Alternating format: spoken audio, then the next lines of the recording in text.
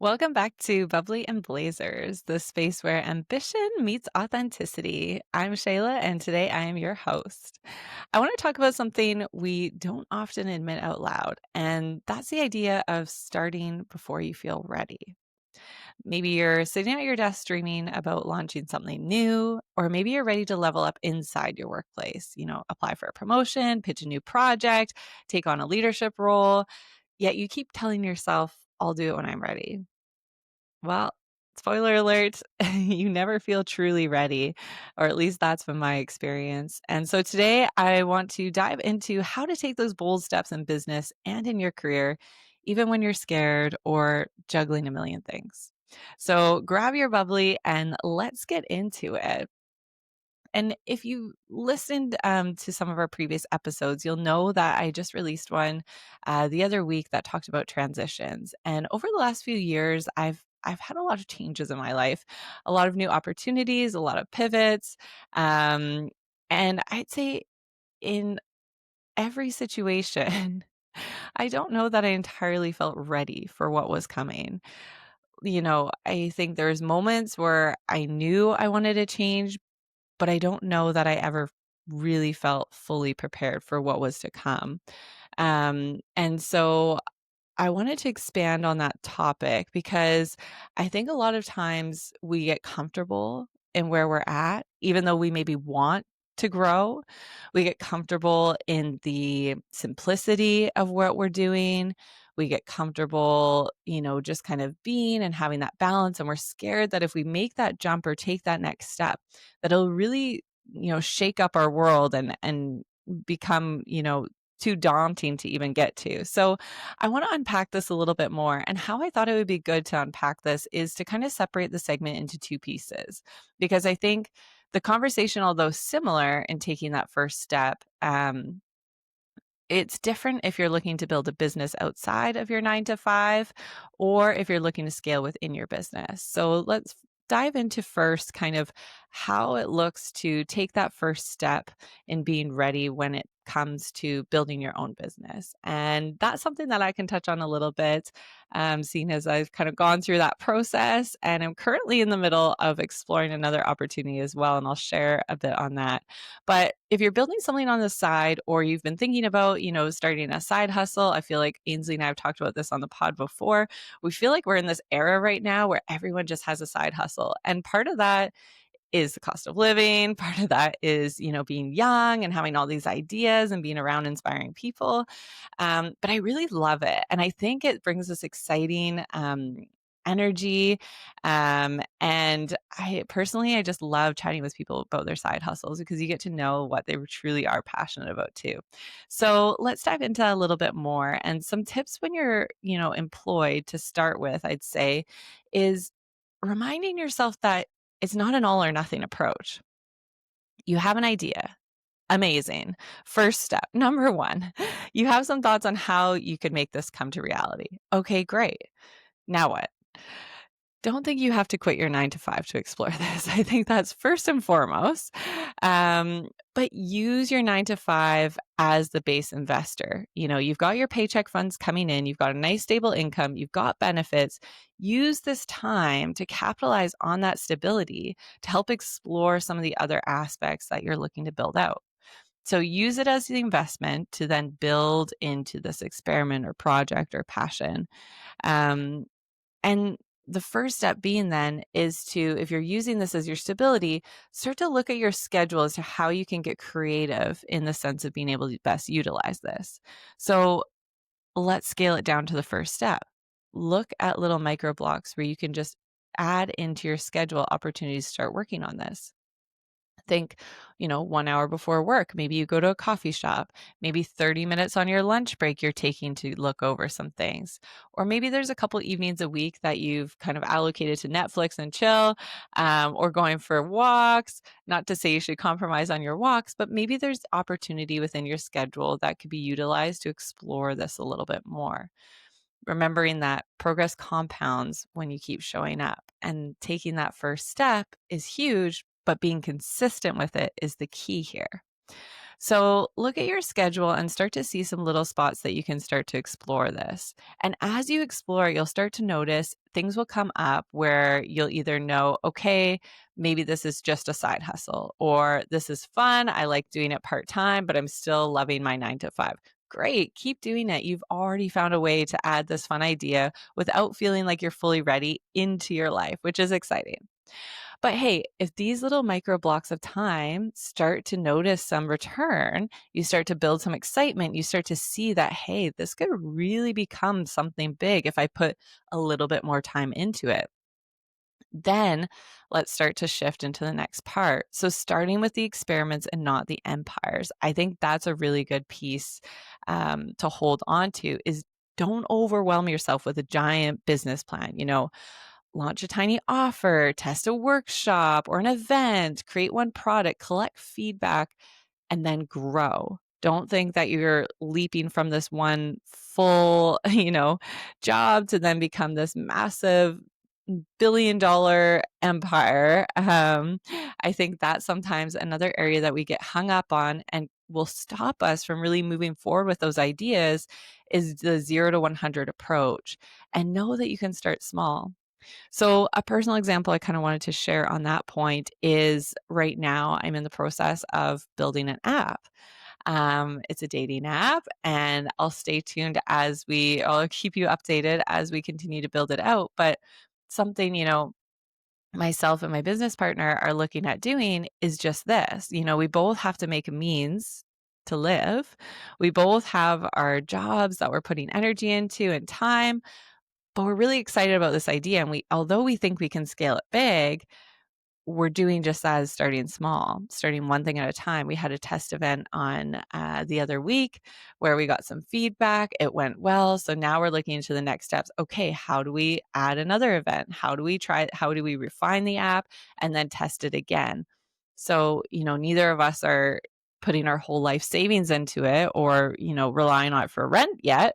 But the idea is that we can still have fun and still play around while also keeping, that stability of a 9 to 5, so to say. And then, protect your energy. I think that's key in getting started and, taking that leap is that boundaries matter. So, if you're saying yes to everything, whether that be at work, outside of work, you're not going to have the capacity to focus on your own goals. And I can speak from personal experience. There's been a lot of opportunities that I've had to really look at over the last couple of weeks to be, does this align with my long-term goals? Does this help me for my business? Does this help me for the app? Does this help me for where I see myself going? And unfortunately, if it doesn't, some compromises have to be made. And, I have had to, kind of take a step back from certain things I was doing because they just no longer align with where I want to go. And, who's to say that maybe in 3 or 6 months from now, I don't go back to some of them as an opportunity. But for right now, I really want to focus on getting this app built and out there. And to do that, it means that I need to put a little bit more time into it now. So, know that these things are going to happen and anticipate that that might be the case. It doesn't mean that you can't go out with friends on a Friday night or, spend the weekend in the woods in a cabin or something. Do the things that fill your cup and allow yourself to live life. But know that if you truly want to start putting energy into something that you're excited about, you are going to have to make some small compromises when it comes to your time. And I think you'll be shocked at how easy that starts to become, at how excited you start to be about putting time into this project. And everything else will come from that. You can start to get more efficient with your time. You can start to build off of it in different areas, but you have to take that first step. And that first step is to carve out just a little bit of time.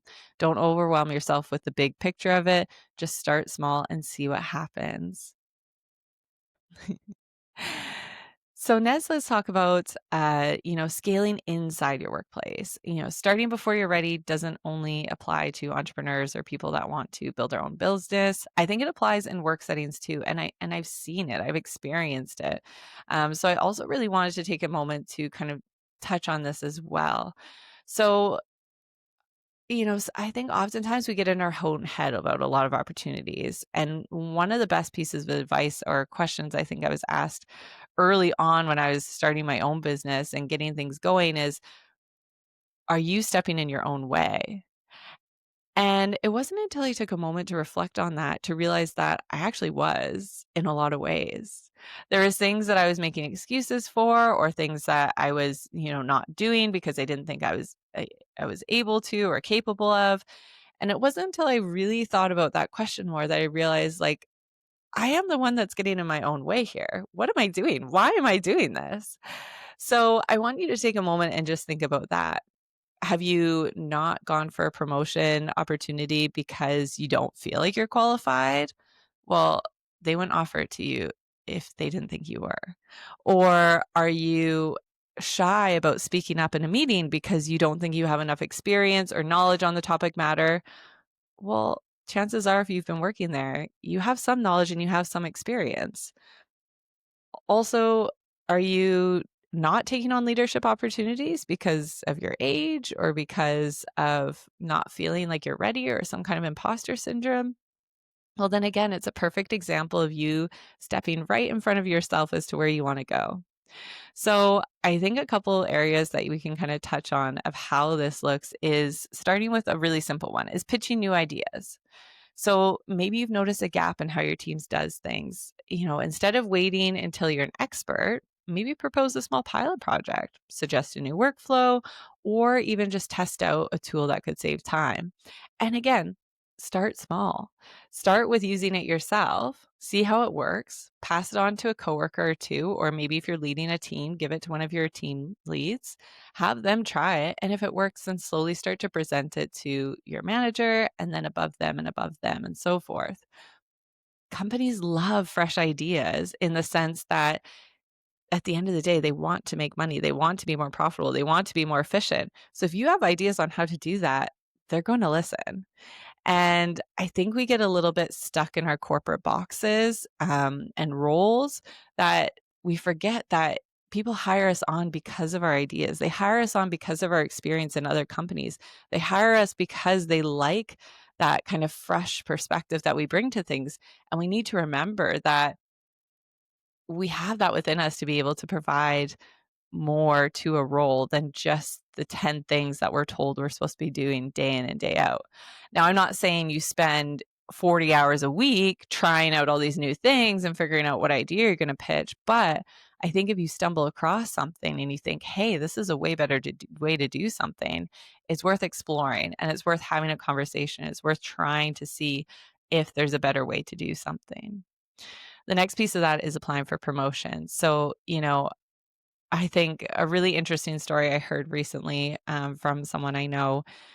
She was looking at LinkedIn job opportunities and she saw this one posting, and the description of it matched perfectly with a role she'd be good at. And then she started looking at the qualifications. She met one out of the 10 qualifications in that role. But yet the description based on the job, she would excel at it based on her skill set and experience. And it was something that she was super passionate about. She looked at the job posting date or the close date, sorry, I should say, and realized that they were really coming down to when it was going to be. So she reached out, she sent them their CV, tailored up a CV and a resume. She reached out to them. She said, hey, look, more professional than this, but hey, look, I don't have any of your qualifications. However, I really think I'd be a strong candidate for this job. Here's why. And it was interesting. She got a call, and believe it or not, she got the job because, and this is totally going to downplay her as a person because she has incredible experience. And I think she actually was very much qualified for the role. But they didn't have anyone and they needed that position filled. It was a very timely position. They needed it filled next week. And she was the only one that had applied. So you never know. And I think the more you get used to tailoring your cover letter and your resume for these different positions, you start to see how your experience can really be shaped in different ways. And I had another conversation with a friend recently who's, applying for new jobs as well. And it's like, don't forget that this part of your experience actually also shows this skill set. Um, and I think that's something that if we're just looking at the qualification list, we forget that sometimes the things aren't listed that we would be more than qualified for the position. I'm not saying, now with AI and HR recruiters and things like that, unfortunately, there are still a lot of barriers that you have to get through to get those conversations and to have the initial interview. So I know that can be tricky and difficult. Um, but at the same time, it just never hurts to apply for something that you're maybe just not on paper looking like you're qualified for. But you know what? Growth happens because you stretch into a role sometimes too. So don't get in your way when it comes to applying for those new opportunities. And then taking on a leadership role. So, whether that's leading a small project team or mentoring a new hire, you don't need years of experience to step up. Start with one responsibility, build trust, and then expand on that. And that could be as simple as, going up to whoever your manager is to say, I really, focused in on, say, social media, and I all my posts that I'm doing right now for our company are getting really high engagements. If we ever hire on a summer intern, I'd love to be the one to train them on this. What an easy, simple task. One, you're taking a responsibility off of someone else. So yes, absolutely, they won't say no to that. And then two, it shows them that you're keen to think outside of the box and keen to take on more roles and responsibilities within your own position. So never be afraid to look at opportunities like that. And even if it seems small, you never know what that could then lead to. They might say, hey, that's amazing. Okay, great. Give you someone, they notice that you train them so well. And next time that they go to onboard someone, they may say, you did such a great job with this social media. Do you mind if you actually show, this as well, or XYZ, or yeah, you just never know what could come from that small step. So don't be afraid to mention it and yeah, ask for things because employers also can't read your mind. And if they don't know you're looking for leadership roles or they don't know that you have a strength in a certain area, they're not gonna tap you on the shoulder. So you need to do a little bit more, put a little bit more effort into taking on those leadership roles as well. That reminds me, I had a conversation with someone too, and it was actually really funny and kind of made me think too. She said, she works in PR and we were talking about awards, and she was saying how one of the things she always recommends to her clients when they're building a PR package is to look at different awards that they want to win or be a part of or rooms they want to be recognized in. And she said the reason being is she was at an awards banquet and for women in business, and she was seeing all these incredible people up there, and she was sitting at the table, and she turns to the person next to her and she goes, wow, like, I just can't believe, like, all these people, like, how do they find them? How do they search these out? And the one beside her goes, well, they apply. They apply for the awards.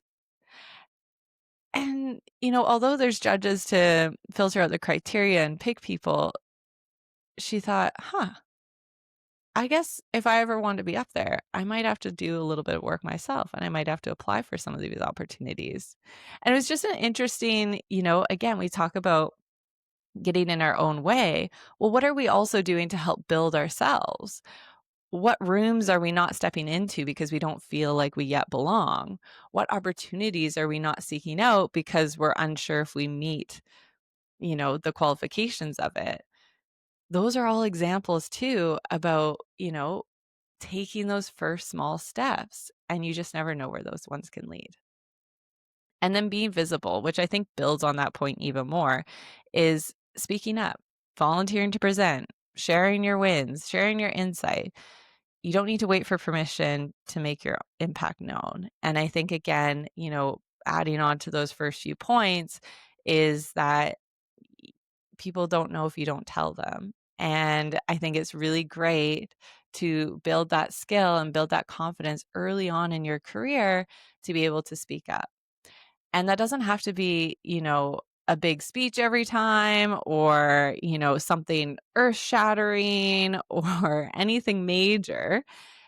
just practicing speaking up, stating your opinion, knowing that you might get critiqued on it, knowing you might get feedback. That's okay. We're just building a skill set here.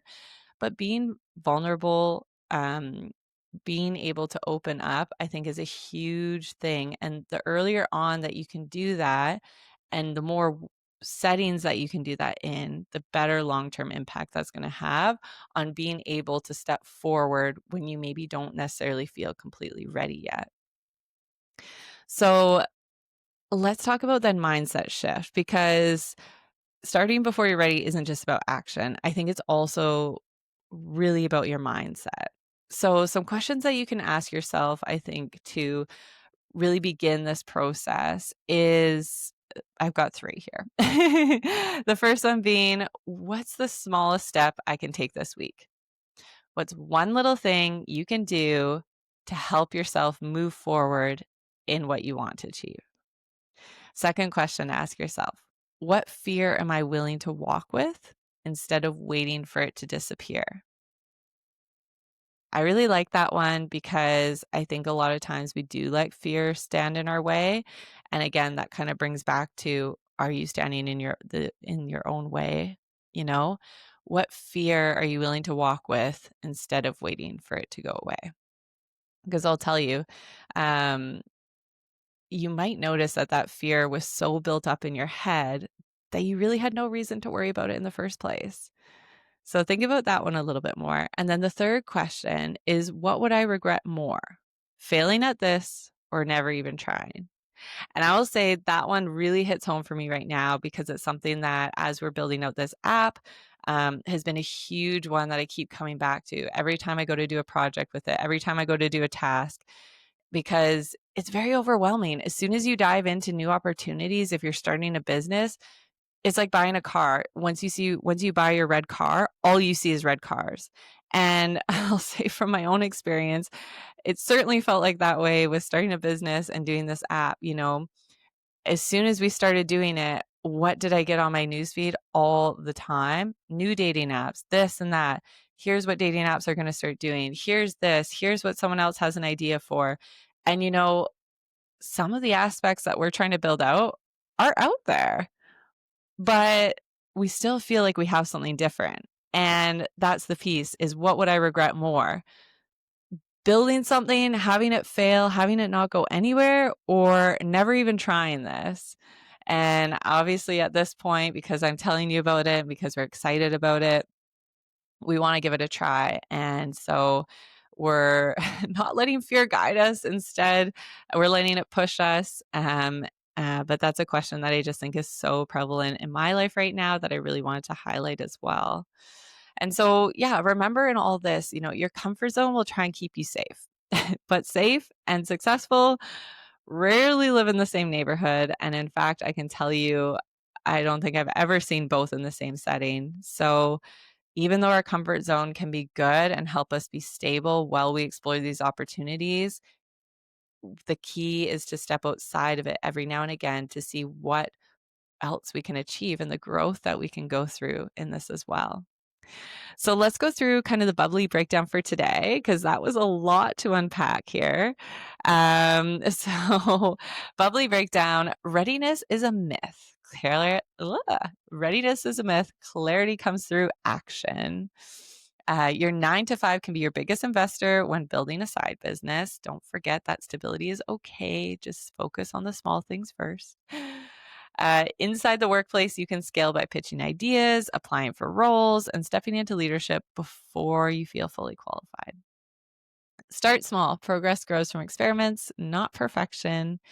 And last but certainly not least, protect your time and your energy, because consistency beats being overwhelmed. So, whether you're dreaming of your own business or looking to level up inside your company, remember this: you don't need every skill, every answer, or every ounce of confidence to begin. You just need the courage to take that first step. So, thank you for hanging out with me today. If this episode resonated with you, share it with a friend or coworker who's been waiting for the right time to chase their dreams. And remember, sometimes the boldest move you can make is to simply begin.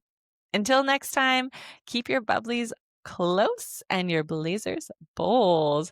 Have a great day, everyone. Bye.